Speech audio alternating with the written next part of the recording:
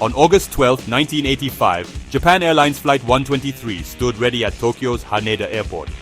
The Boeing 747 was filled with people heading to Osaka for the Obon holiday, a time for families to gather and honor their ancestors. The atmosphere was likely one of happy anticipation. Children were excited, and adults looked forward to a brief escape from the city. The giant aircraft, registered as JA-8119, took off smoothly into the early evening sky at 6:12 p.m. For the 509 passengers and 15 crew members, it was just another routine flight. Nothing seemed out of the ordinary as the plane ascended toward its cruising altitude. Just 12 minutes after takeoff, as Flight 123 climbed through 24,000 feet, a sudden and violent bang echoed through the cabin. The sound was like an explosion, and the aircraft shuddered violently.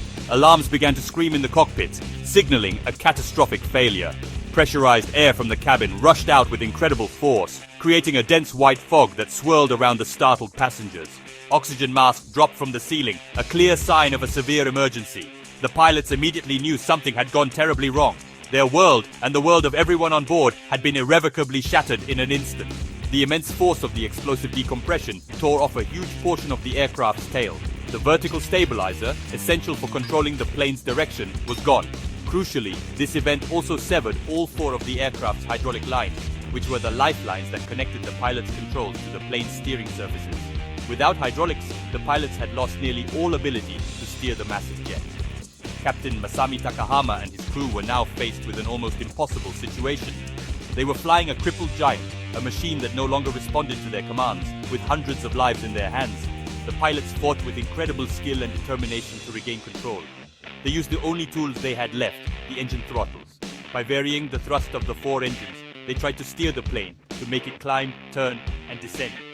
But the aircraft had become dangerously unstable. It began to swing up and down in wild, uncontrollable oscillations known as a phugoid cycle. For 32 agonizing minutes, the crew battled the broken machine. They fought to keep it in the air and guide it back towards land. But the plane was descending inexorably toward the mountainous terrain of Gunma Prefecture. It was a heroic, but ultimately tragic struggle against impossible odds. The disaster of Flight 123 was not a random act of fate. Its origins could be traced back 7 years to 1978. During a landing, the same aircraft had experienced a tail strike, where the rear of the plane scraped against the runway. The incident required a major repair to the aft pressure bulkhead, a critical dome-shaped wall at the back of the pressurized cabin. This bulkhead is designed to withstand the immense pressure differences between the inside and outside of the plane at high altitudes. The repair was performed by a team from Boeing, the aircraft's manufacturer.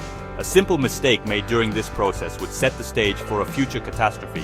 The repair required splicing 2 sections of the bulkhead together with a reinforcing plate and 2 rows of rivets. This design was crucial for distributing the stress evenly across the structure. However, the technicians made a critical error. They installed the splice plate incorrectly, using only a single row of rivets where 2 were required. This seemingly small mistake had enormous consequences.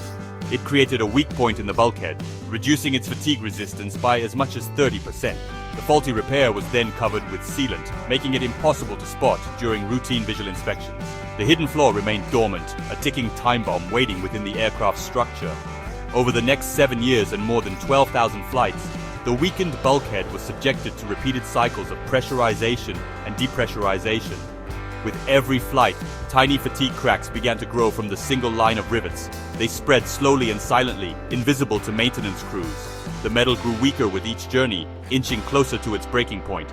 On the evening of August 12, 1985, as the plane climbed to 24,000 feet, the pressure on the bulkhead finally became too much. The structure failed catastrophically along the line of the faulty repair, rupturing with explosive force. The failure cascaded into total disaster. The sudden rush of high-pressure air into the unpressurized tail section was powerful enough to blow off the vertical stabilizer. This initial event was devastating, but what followed sealed the plane's fate. All 4 of the aircraft's hydraulic lines were routed through the tail structure that had just been destroyed. When the tail blew off, all 4 lines were severed instantly. This was a critical design flaw of the era. There was no redundancy or backup system in place to handle such a failure. The pilots lost all control surfaces, and the fate of 524 people was sealed by a mistake made years earlier and thousands of miles away. Inside the cabin, as the plane pitched and rolled violently, chaos gave way to a somber resignation. The passengers understood the severity of their situation. Amid the fear and uncertainty, many turned to their final thoughts, wanting to leave a last message for their loved ones. They used anything they could find, notebooks, airline ticket envelopes, business diaries, to write what are now known as sayonara notes. These farewell letters are a heartbreaking testament to their final moments. They wrote of love for their children, gratitude to their parents, and deep sadness for a future they would never see. These messages captured the profound humanity that shone through in the face of an unimaginable terror. One passenger, Hirotsugu Kawaguchi, wrote a detailed message to his family on 7 pages torn from a pocket notebook. He described the explosion, the loss of altitude, and his acceptance of their fate. "Be good to each other," he urged his children. Another passenger wrote, "Machiko, take care of the children." These notes, later recovered from the wreckage, provided a powerful and deeply personal window into the final half hour of the flight. They transformed the victims from a statistic into individuals with families, hopes, and dreams. The letters became an enduring part of the tragedy story, reminding the world of the human cost of the disaster. In the cockpit, Captain Takahama and his crew never gave up. The cockpit voice recorder captured their desperate 32-minute struggle. Their voices, though strained, remained professional and focused. They worked together, trying every possible maneuver to save the aircraft. "Raise the nose! Power! Power!" they shouted, their commands showing their relentless effort to overcome the plane's erratic movements. They managed to keep the aircraft flying far longer than anyone thought possible, a feat of airmanship that has been studied and admired ever since. Their courage in the face of certain doom was a testament to their training and their dedication to their passengers. When the plane finally crashed into the remote slopes of Mount Takamagahara, the impact was immense. Yet, against all odds, 4 people survived. They were all female and off-duty flight attendant named Yumi Ochiai, a 12-year-old girl named Keiko Kawakami, and a mother and her young daughter Hiroko and Mikiko Yoshizaki. They had all been seated in the rear section of the plane, specifically in rows 54 through 60. Investigators believe the tail section broke away from the main fuselage just before impact, cushioning their fall as it slid down a tree-covered ravine. Their miraculous survival offered a small, fragile glimmer of hope amid an ocean of overwhelming loss.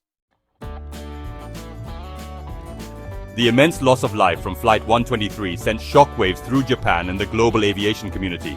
In the aftermath, a powerful voice emerged from the sorrow. Kuniko Miyajima, who lost her 9-year-old son Ken in the crash, refused to let her grief consume her. Instead, she channeled her pain into purpose. She co-founded a victims' family association called the 812 Renrakukai. This group provided a network of support for the hundreds of families shattered by the tragedy. It gave them a place to share their stories, mourn together, and find strength in their shared experience. The group became more than a support network. It became a powerful force for change. The 812 Renrakukai dedicated itself to ensuring that the lessons of Flight 123 would never be forgotten. They campaigned tirelessly for greater transparency and accountability from the airline and aircraft manufacturers. Their advocacy was instrumental in the creation of the Japan Airlines Safety Promotion Center, which opened in 2006. This public facility displays wreckage from the crash, including the failed bulkhead, personal belongings, and the passengers' farewell notes. It serves as a solemn and powerful educational tool, teaching a new generation of airline employees and the public about the importance of safety and the human consequences when it fails. The crash prompted significant and lasting changes in aviation safety worldwide.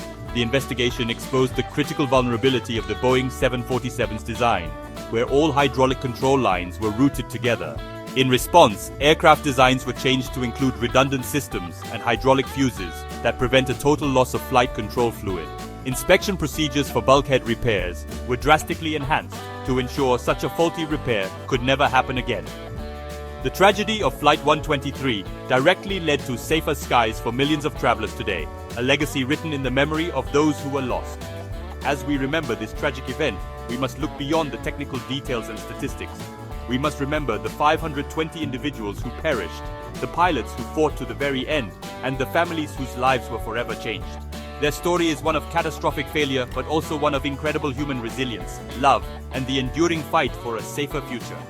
We honor their memory not by forgetting, but by continuing to learn the lessons they taught us. Let us reflect on the importance of accountability, the constant need for vigilance in safety, and the powerful impact that ordinary people can have when they demand change. Share your thoughts and let us keep this important conversation alive.